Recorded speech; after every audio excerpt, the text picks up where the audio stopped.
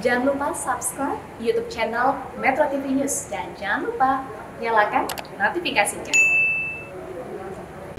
Anda kembali di Metro Siang, pemirsa, kali ini dalam segmen Fact Check.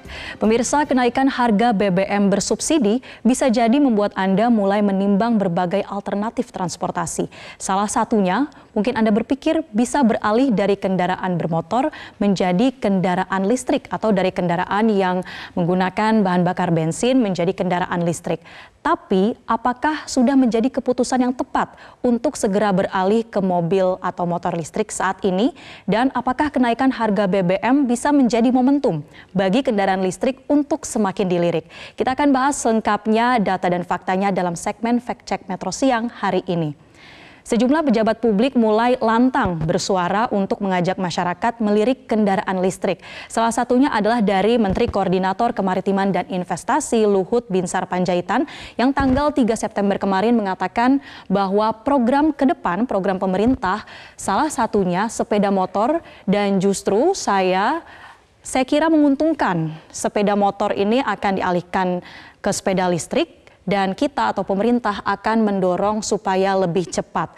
Nah, dari pernyataan Luhut Binsar Panjaitan ini saya mengartikannya bahwa program artinya sudah ada roadmap atau peta jalan yang dimiliki oleh pemerintah untuk mencapai ekosistem yang sangat mendukung bagi kendaraan listrik. Dan kemudian kata kunci kedua adalah mendorong lebih cepat. Artinya sudah ada upaya percepatan yang dilakukan oleh pemerintah untuk nantinya dapat membuat berbagai infrastruktur ataupun regulasi yang bisa mendukung penggunaan kendaraan listrik ini menjadi lebih memadai. Dan kemudian juga ada pernyataan dari kalangan kepala daerah seperti yang disampaikan oleh Gubernur Jawa Barat Ridwan Kamil. Di tanggal 5 September kemarin ini juga menanggapi bagaimana kenaikan harga BBM di tanggal 3 kemarin. Ridwan Kamil mengatakan bahwa di era makin kesini situasi energi semakin tidak jelas. Kita tahu bahwa harga minyak mentah misalnya yang juga berangsur naik, kemudian diperparah dengan situasi geopolitik saat ini. Dan Ridwan Kamil mengatakan, saya mengimbau kalau ada kesempatan masyarakat mulailah berpindah ke kendaraan listrik. Nah, kesempatan ini kemudian saya artikan jika kemudian ada masyarakat yang punya dana lebih untuk bisa membeli kendaraan seperti motor atau mobil listrik, mungkin bisa sudah mulai mengintip harga dari kendaraan listrik saat ini. Di slide berikutnya saya akan mengajak Anda berhitung atau membandingkan harga dari motor listrik ataupun mobil listrik jika dibandingkan dengan mobil dan motor yang menggunakan BBM. Untuk harga dari kendaraan atau mobil listrik, kita bahas di sebelah kiri saya. Ini adalah yang sudah bisa dibeli di Indonesia untuk mobil listrik.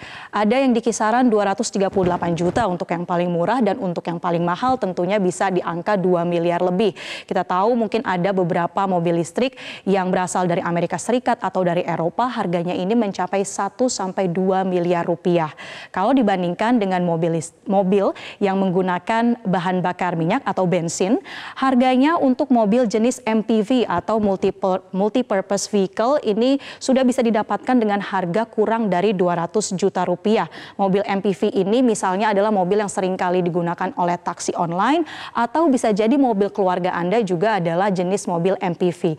Artinya dengan adanya perbandingan ini bisa dilihat bahwa harga mobil listrik masih relatif lebih tinggi atau lebih mahal jika dibandingkan dengan mobil yang menggunakan bahan bakar minyak. Bagaimana dengan harga motor listrik? Nah, kalau harga motor listrik di Indonesia kisarannya ini untuk dana sebesar kurang dari 10 juta rupiah juga sudah bisa mendapatkan motor listrik yang dijual di Indonesia. Dan yang paling mahal sejauh ini dari pencarian kami adalah sekitar 34 juta rupiah untuk motor listrik. Kalau dibandingkan dengan motor berbahan bakar bensin, kira-kira sekitar belasan juta atau mulai dari 15 juta rupiah ke atas bisa mendapatkan motor dengan bahan bakar minyak yang kemudian juga kalau harganya di bawah 10 juta ini biasanya hanya bisa mendapatkan motor bekas begitu. Ini adalah harga motor baru. Jadi kalau untuk motor listrik dibandingkan dengan motor berbahan bakar bensin dikatakan harganya ini relatif atau lebih kompetitif. Tentunya pilihan kembali kepada Anda, bagaimana menimbang sesuai dengan kebutuhan, baik dengan performanya atau dengan berbagai speknya begitu, dan juga sesuai dengan selera Anda.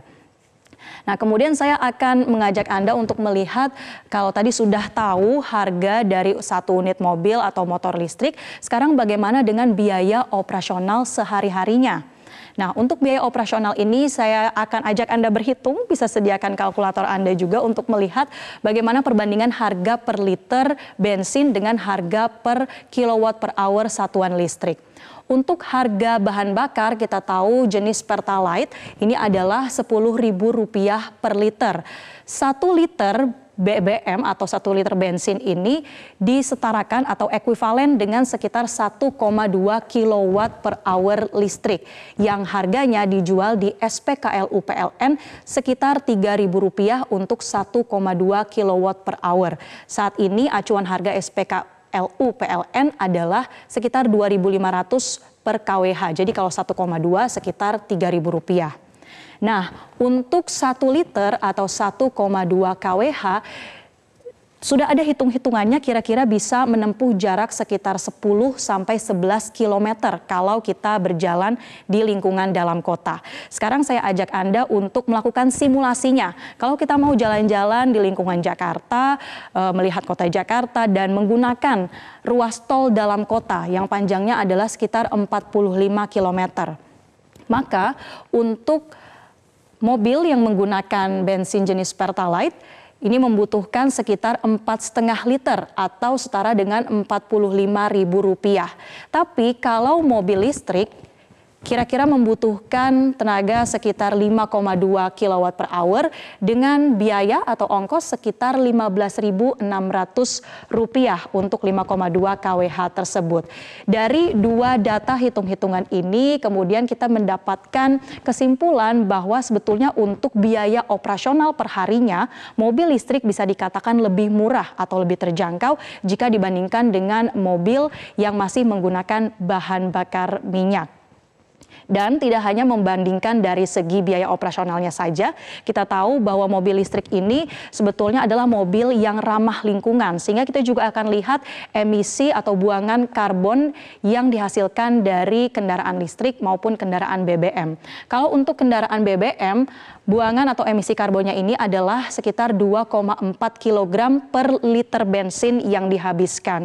Sementara untuk penggunaan mobil listrik ini, jumlah emisi karbonnya 50% lebih rendah atau sekitar 1,2 kg emisi karbon per kWh atau kilowatt per hour.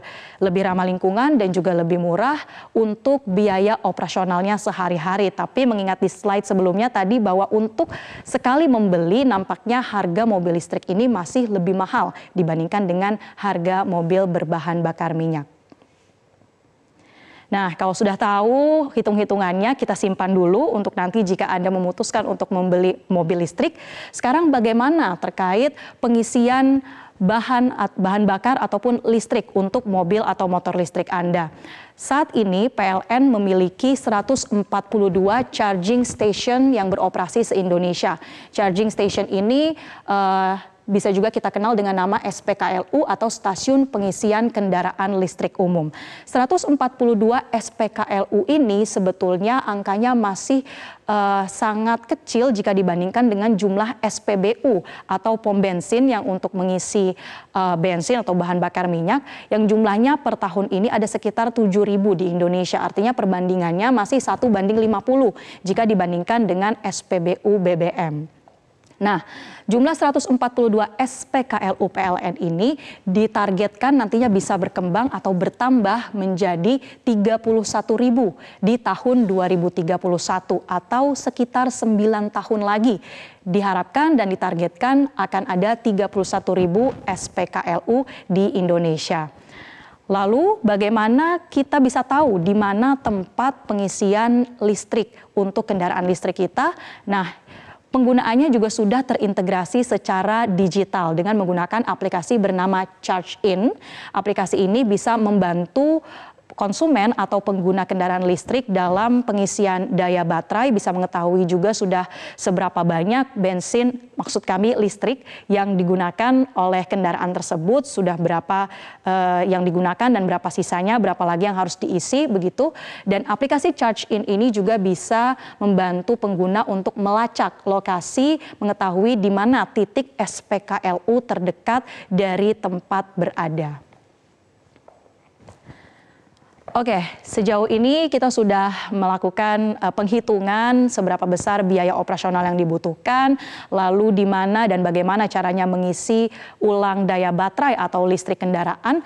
Ada lagi sebetulnya hal-hal yang harus dipertimbangkan sebelum beralih ke mobil listrik. Saya akan membahasnya pertama dari 2 poin pertama ini. Yang pertama, untuk mobil listrik membutuhkan waktu sekitar 1-8 jam untuk mengisi dayanya. 1 jam ini adalah dengan teknologi fast charging yang biasanya bisa dilakukan kalau mengisi ulang di SPKLU. Sementara waktu terlama adalah 8 jam yang biasanya ini jika mengisi di rumah pribadi, tentunya dengan menggunakan alat berupa meteran yang juga harus dipasang oleh pihak PLN. Artinya membutuhkan waktu yang lebih lama kalau dibandingkan dengan mengisi BBM di SPBU, mungkin hanya sekitar 10 menit jika antriannya tidak terlalu panjang.